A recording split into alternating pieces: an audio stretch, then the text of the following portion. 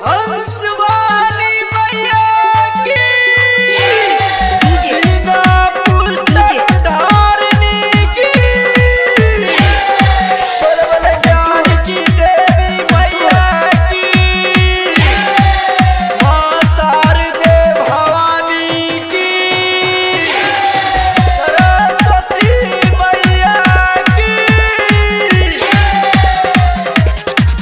सुनो है शारदा भवानी हमरो कहानी ए माई। सुनो हमरो शारदा भवानी हमरो कहानी ए माई कि माई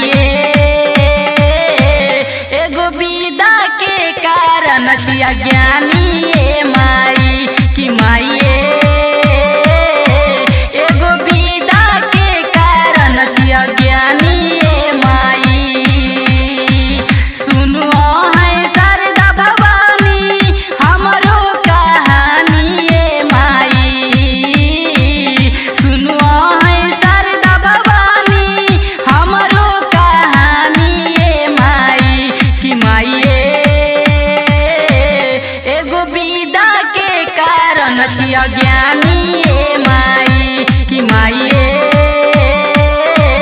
एगो विदा के कारण छिया ज्ञानी ए माई। बिना पुस्तक धारनी की बल ज्ञान की देवी मैया की मां शारदे भवानी की सरस्वती मैया की हंस वाली मैया की।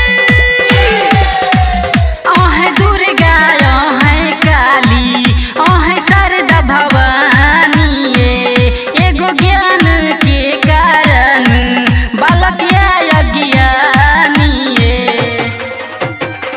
ए माई।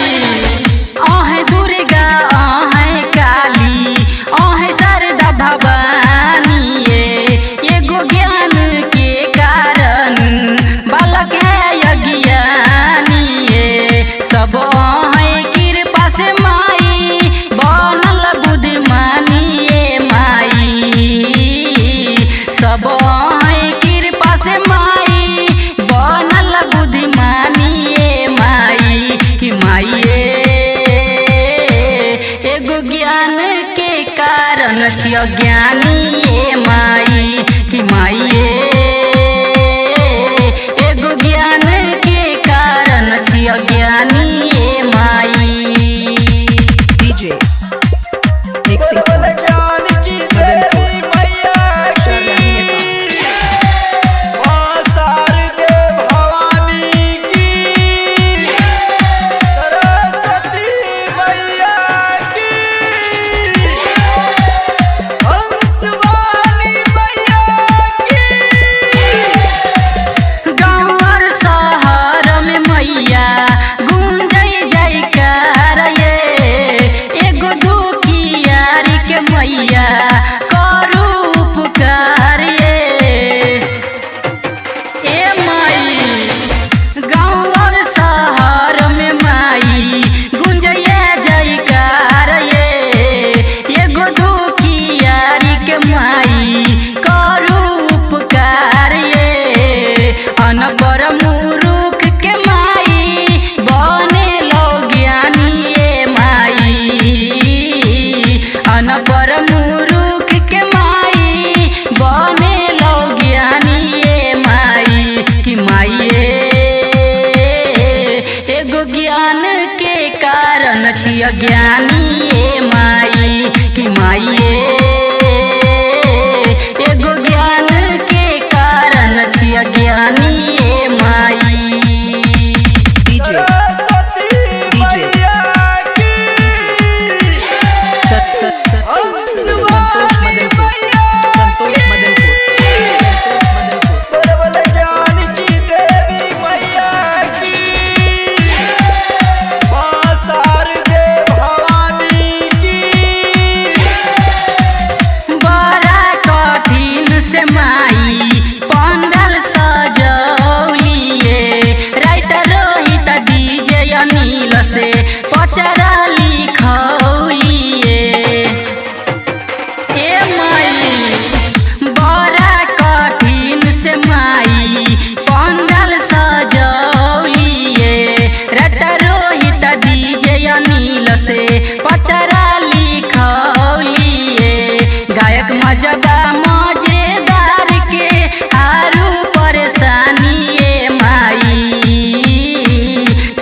समझबा मजेदार के हारू परेशानी ए माई कि माई एगो ज्ञान के कारण छिय ज्ञानी ए माई कि माई एगो ज्ञान के कारण छिय ज्ञानी ए माई। सुनो है शारदा भवानी हमरो कहानी ए माई। सुनो है शारदा भवानी हमरो कहानी ए माई कि माई एगो ज्ञान के कारण छिय ज्ञानी ए माई कि माई एगो ज्ञान के कारण छिय ज्ञानी।